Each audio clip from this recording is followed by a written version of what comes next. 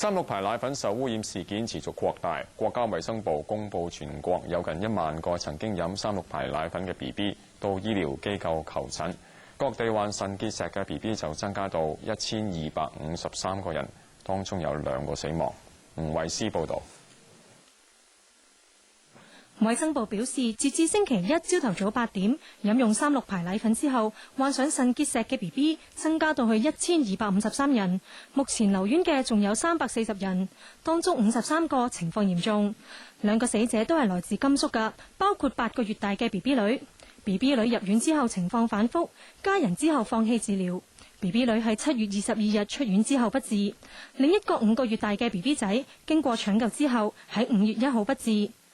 衛生部話，患者主要集中喺河北、江蘇同埋甘肅。至於2宗死亡個案，最早係幾個月前發生。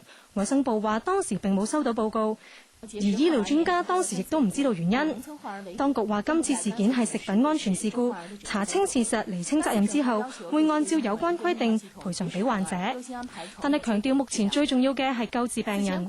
由於農村地區飲用呢一種奶粉嘅 BB 比較多，衛生部要求醫療工作者到鄉間了解情況。亞洲電視記者吳慧思報道。